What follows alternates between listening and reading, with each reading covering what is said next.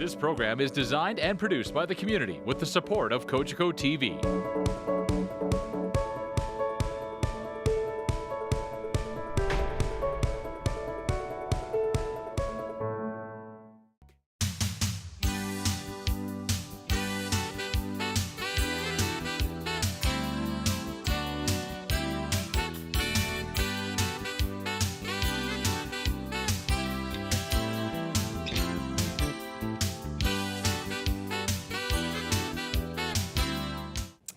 Hello and welcome to another episode of Our Home with Mayor Sendzik. I'm Walter Sendzik, Mayor for the City of St. Catharines, and hope everyone had a good late winter. We're heading into spring. Spring has sprung. There's flowers all around our community. It's a great time to be in St. Catharines. And I know we've been off the air for a couple of months, and that was due to a number of travel scheduling that I had. I went to Edmonton for a Mayor's Poverty Summit, and as well to Ottawa to work with our big city mayors on bringing some issues to light to the federal government. So we're back here in St. Catharines, and it's great to be back on Cogeco. And today we're going to be talking about business. So we're going to be talking about how the city as a corporation is helping businesses in our community, but we're also going to be talking to a local business owner, Lori Elstone from Provisions Food Company, a local food company here in St. Catharines. We'll be talking about her story and the growth of her business in St. Catharines. And joining us right now, we have Marco Marino, who's the Economic Development Officer for the City of St. Catharines. And he is one of the chief advocates for business in our community. Marco has been with the City of St. Catharines for 16 years. Doesn't look it. Marco looks like he's been with the community. He looks like he's 25, but really he's 26. But he's been with the city for 16 years. As well, he's a graduate of Brock University and has also received his certification in Economic Development of Canada designation for the Economic Development Association of Canada and the University of Waterloo.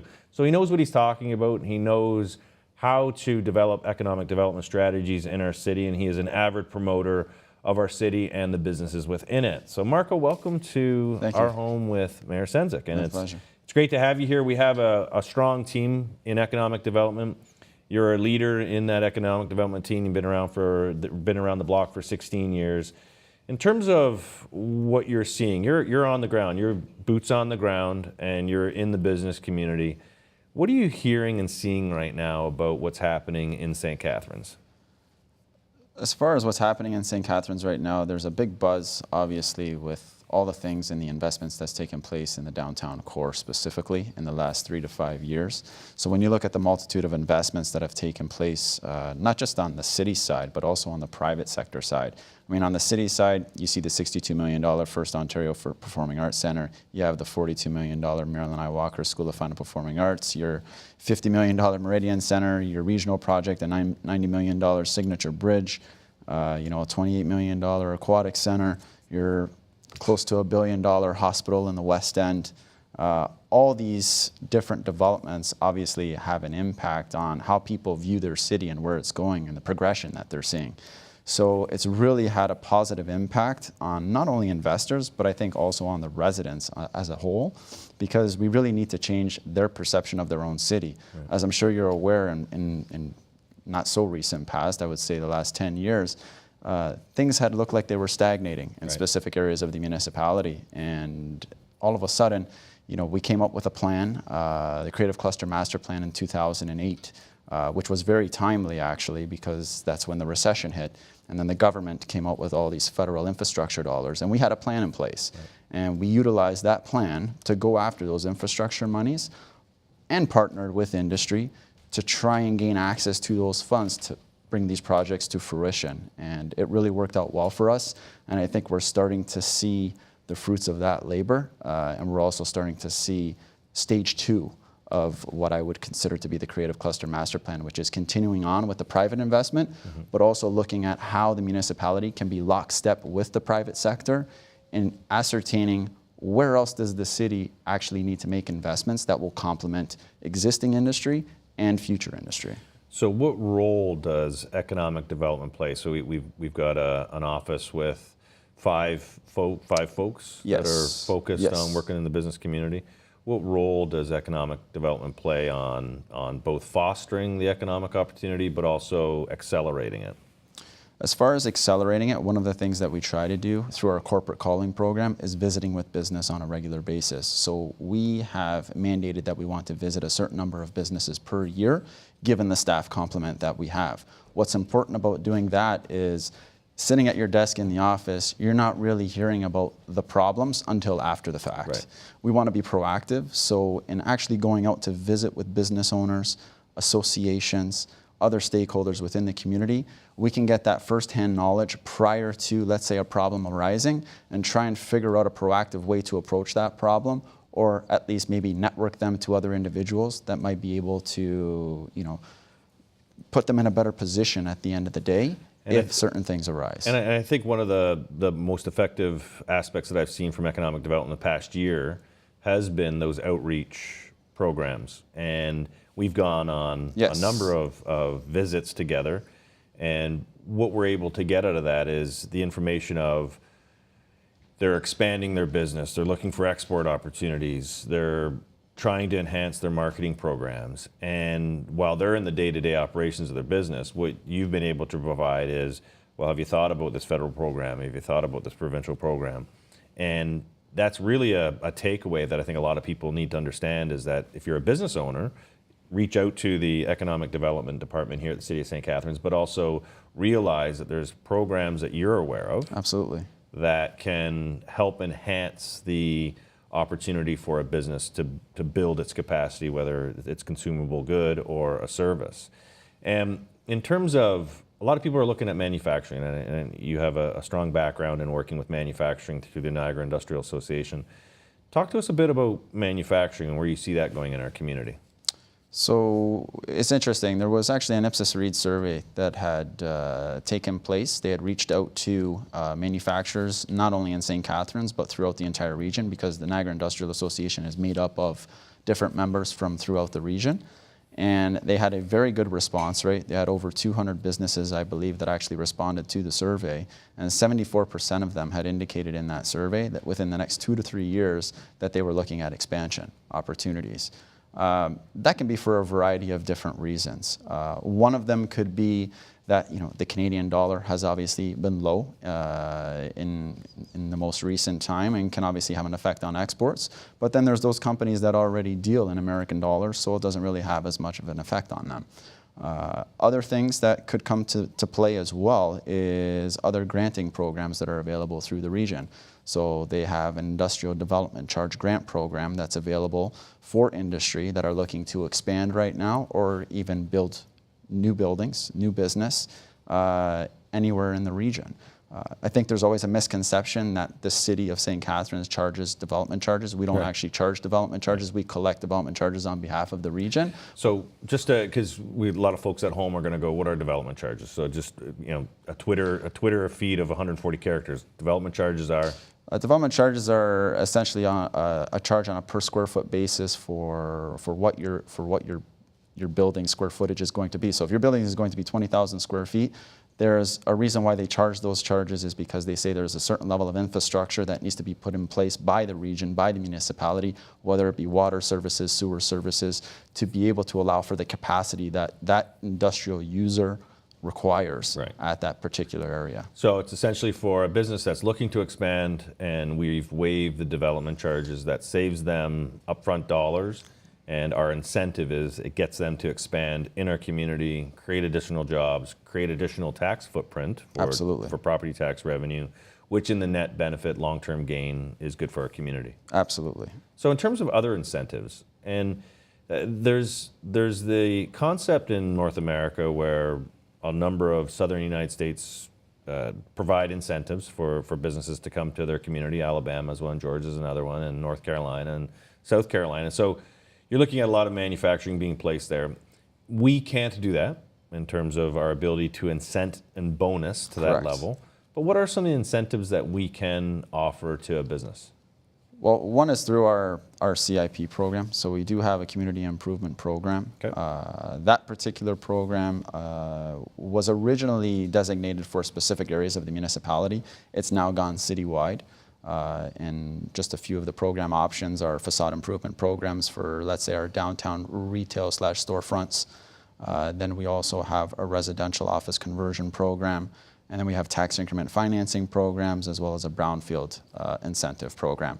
That brownfield incentive program usually plays into industrial, or let's say conversion from industrial or commercial to residential, because there are perceived environmental impacts that may need to be remediated on specific sites to go from, let's say, an industrial commercial designation to a residential designation.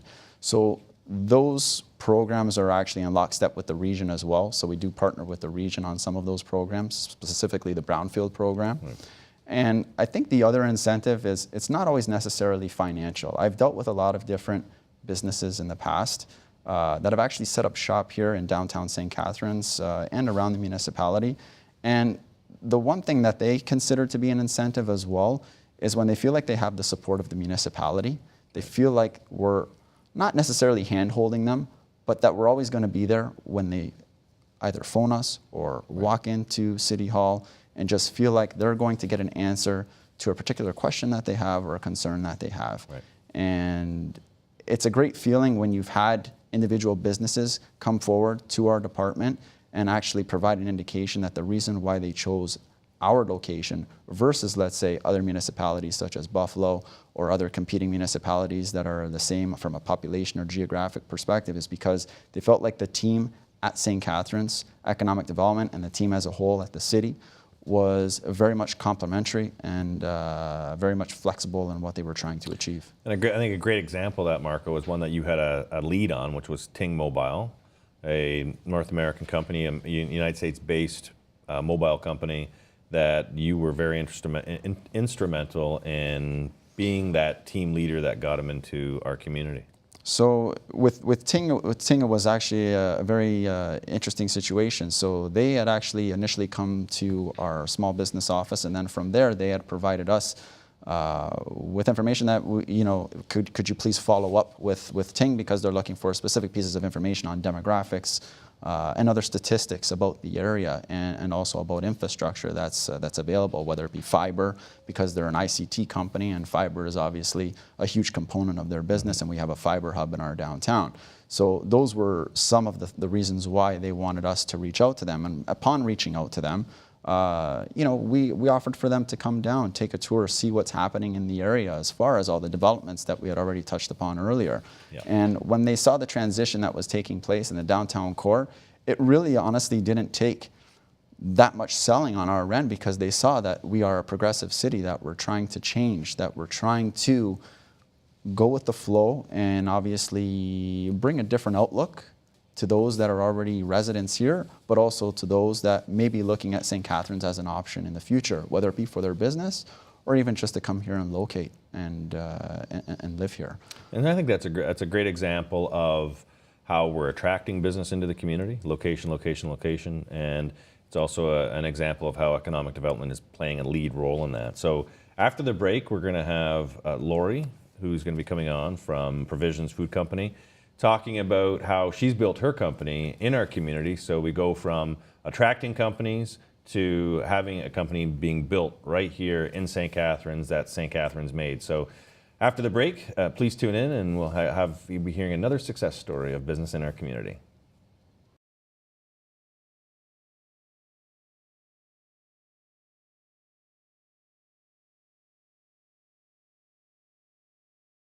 All right, welcome back to Our Home with Mayor Walter Sendzik. And joining us now, we have Lori Elstone, proprietor of Provisions Food Company here in St. Catharines. And she's here to talk about the local food movement and starting and running a small business in our community. Lori started Provisions Food Company in 2012 after noticing a lack of products in wineries, food products in wineries. And since then, the business has grown and our products are sold coast to coast at select fine food stores, as well as Loblaws and Indigo. Their products are all natural and made from locally sourced produce. And it's interesting because Lori also is a graduate of Brock University, much like Marco. I love when we bring Brock graduates onto our program. And in 2012, Lori wrote the Harrow Fair Cookbook with her sister Moira, and which won a Canadian Cookbook Award and has gone on to become a Canadian bestseller. I remember when that came out as well. And quite a prolific writer and also someone who's been following the sort of local food movement for a while now. And I first became aware really of the opportunity for your company, Lori, when it was featured in Food and Drink magazine, produced by the LCBO, and I believe it was one of the seasonal focus for gifts. And that was really a tipping point for you when, obviously, for those at home who follow Food and Drink, one of the largest entertainment publications in Canada and distributed here in Ontario. And seeing that was, one, a proud moment for me as a resident of St. Catharines, but number two is really seeing the opportunity of your company. So just briefly, how did that impact sort of where you were going at that time in your business? Well, that was 2014 in the fall, and we already had a foothold in the Greater Toronto area through a distributor. So that just really, we gained so much exposure from that magazine placement. There was a surge of business that fall that was really great. And then just before that, in 2013, I believe you were a recipient, the first recipient of the Shannon Persero Business Investment Award. Yes. And so how did that help you deal with the growth of your company? I mean, that was amazing. I received an email through the Chamber of Commerce, I believe, telling me about Shannon's grant. I'd never actually heard of her before that, but was instantly intrigued and felt like what a great fit.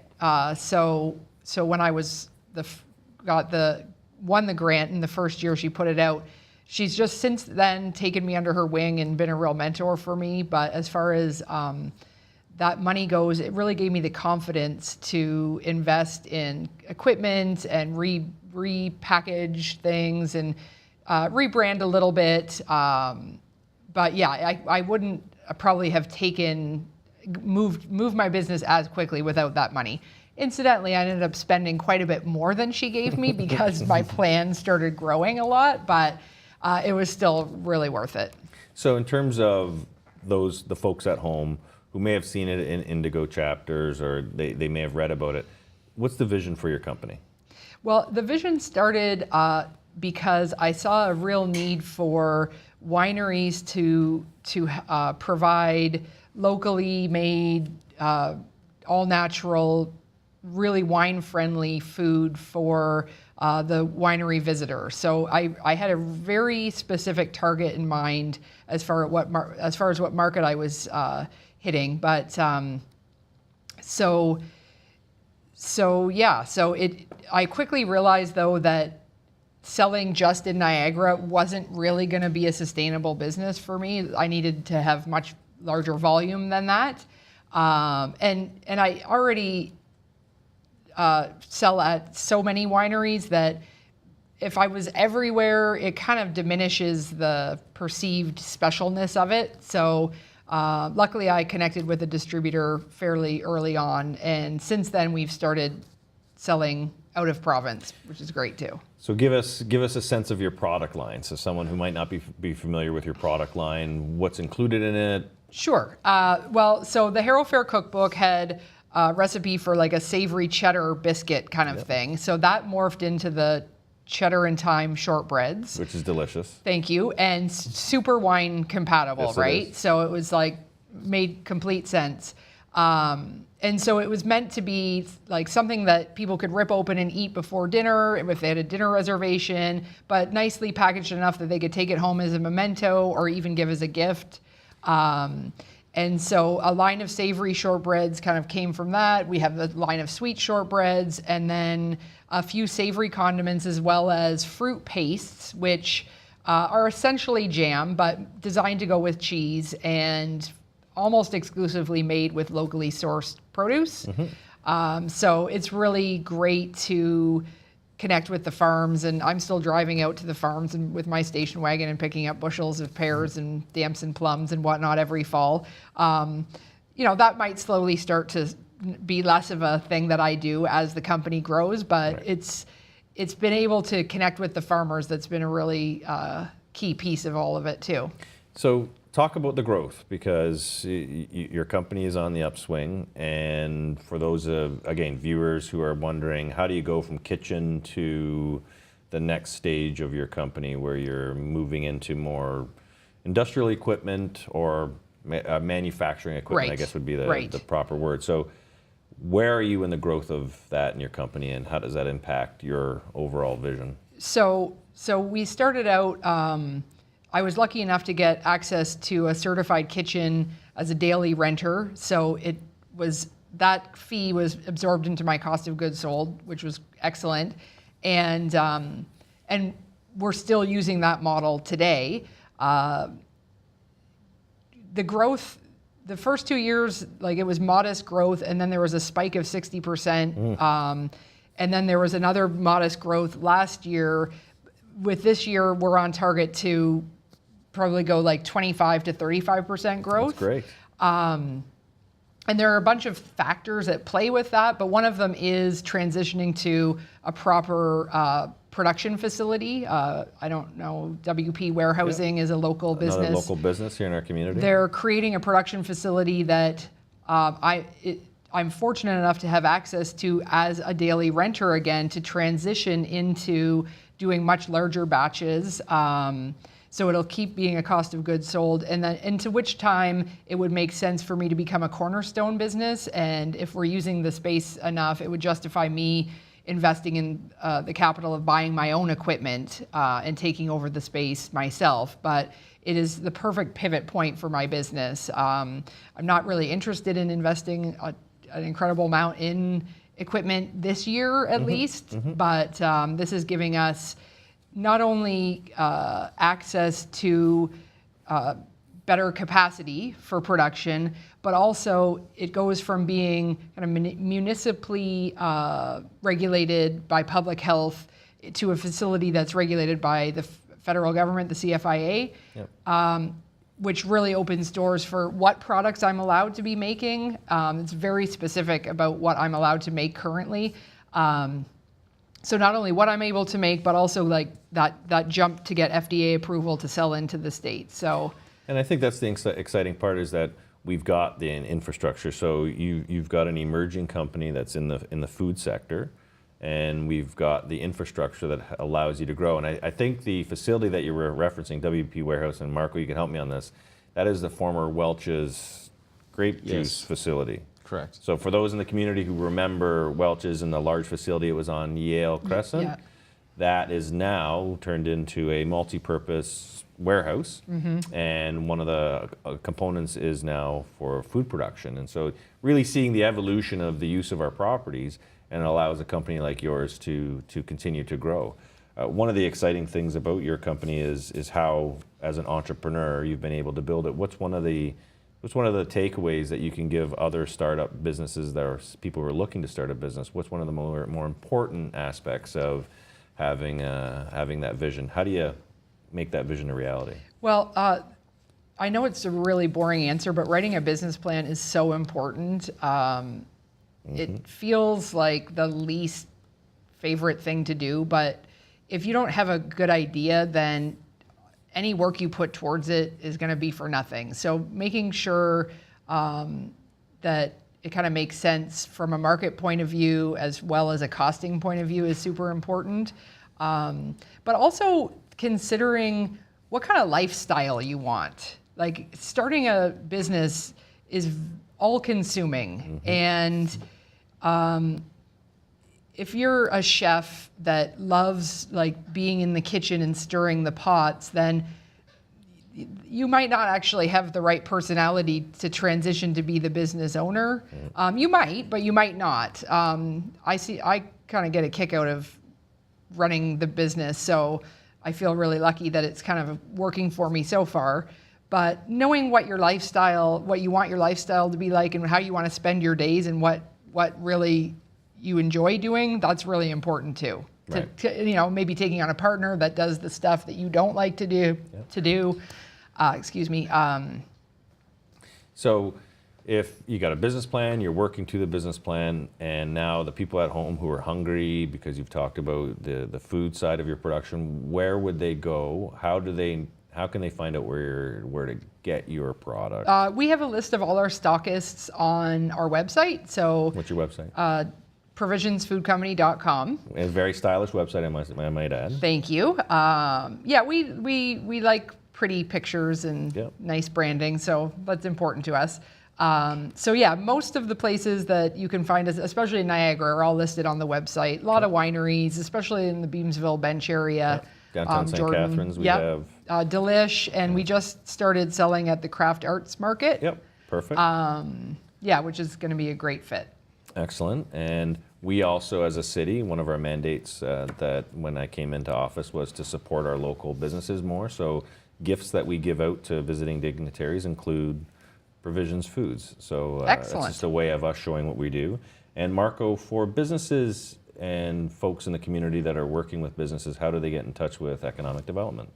A variety of different ways, obviously. Phone, 905-688-5601. They can reach me at extension 1568. We also have our manager, Brian York, he's always available, extension 1720. And if myself or Brian's not available, a member of our team is always willing to meet or connect people with the appropriate individuals internally. We also have our website, investinstc.ca. It's a fantastic website. It's morphing as the days go on, as we continue to grow the base here. And they can also feel free to stop in at any time. We like to consider us as doors open policy all the time. Open for business. Open for business. By all means, stop by. We're on the second floor, and always happy to meet with individuals that just may be stumbling through. Excellent. Well, Lori, thank you very much for coming on our show. Thanks for having me. And we are proud of the fact that you're growing your business here in our community.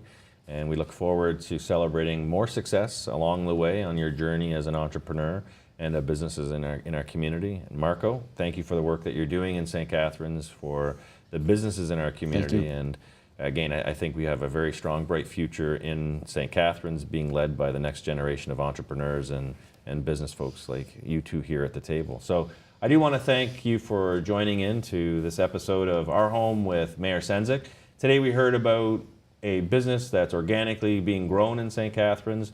It's in the manufacturing sector, and I'm sure Lori's company will be hearing much more about her company in the coming years, and with Marco and his team in economic development and how we're growing the private sector aspect of St. Catharines, which is critical to our overall prosperity. So we'll be giving you more information as we embark on this journey, but thank you for tuning in, and we look forward to having you join us on our next show.